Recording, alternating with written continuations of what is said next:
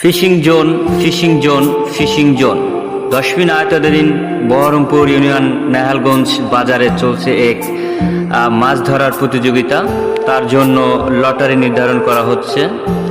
এই লটারি ধরার জন্য বাউফল 10 থেকে আগত কিছু ব্যক্তিবর্গ যারা বাংলাদেশের বিভিন্ন জায়গায় মাছ শিকার করে থাকে।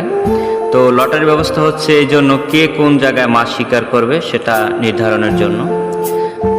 সেজন্য নেহালগঞ্জ বাজারের গণ্যমান্য ব্যক্তিবর্গ যারা ছিলেন তারা এখানে উপস্থিত আছেন। ঘাট নির্ধারণ করা হয়ে গেছে, কে কোন কত নম্বর ঘাটে বসে মাছ শিকার করবে সে সেভাবে তার নিজের প্রয়োজনীয় জিনিসপত্রগুলো গুছিয়ে নিচ্ছে। এটা ছিল আজকের নেহালগঞ্জ বাজারের দৃশ্য। এবং আবহাওয়া খারাপ হলে যেন বৃষ্টি নিয়ন্ত্রণে থাকে সেজন্য তারা পরিপূর্ণ সেভের জন্য যে যার মতো করে পরিপাটি হয়ে নিচ্ছে এবং যে জিনিসপত্রগুলো দিয়ে মাছ শিকার করবে সেগুলো একবার করে ঝালাও করে নিতেছে যে সেগুলো ঠিক আছে কিনা। তো চারদিকে মনোরম দৃশ্যটা আমরা আজকে দেখতে পেলাম। এবং মাছ শিকার করার জন্য প্রথম যে ধাপটি, মাছ যে যার মতো করে তাদের আয়ত্তে আনার জন্য খাবার দিতেছেন। খাবারের কার্যক্রম অলরেডি শুরু হয়ে গেছে। তো চারদিকে তারা মাছের সুস্বাদু খাবারটা দিতেছে যাতে করে যার আয়ত্ত ভালো থাকবে সে অনেক মাছ শিকার করতে পারবে।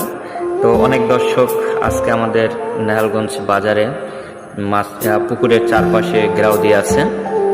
তো অলরেডি একটা মাছ উঠিয়ে ফেলালো আমাদের শ্রদ্ধায় বড় ভাই কবির ভাই, যার আসলে মন মানসিকতা ভালোর জন্য আজকে আমরা এরকম একটা মনোরম পরিবেশের সাথে যুক্ত হতে পারছি।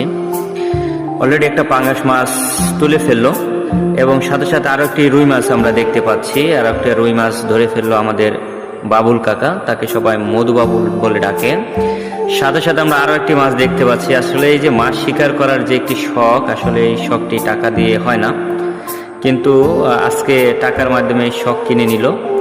দেখা যাক 15,000 টাকার টিকিট। এই টিকিটের মাধ্যমে নির্ধারণ করা হচ্ছে কে কত টাকার মাছ ধরে এখান থেকে নিয়ে যেতে পারে। এবং আরো একটি মাছ আমরা দেখতে পাচ্ছি শিকার হয়ে গেল, এটা হচ্ছে রুই মাছ। আরো একটি মাছ আমরা দেখতে পাচ্ছি, খুব সুন্দর একটি মাছ, লাইলন টিকা মাছ। এই মাছটি ধরলো আমাদের এলাকার শ্রদ্ধেয় বড় ভাই সুমন ভাই। মাছের যেরকম রূপ তার সাথে আমার সুমন ভাইয়ের রূপটা অনেক সুন্দর লাগতেছে, সে খুব খুশি। এবং আরো একটি মাছ আমরা দেখতে পাচ্ছি রুই মাছ।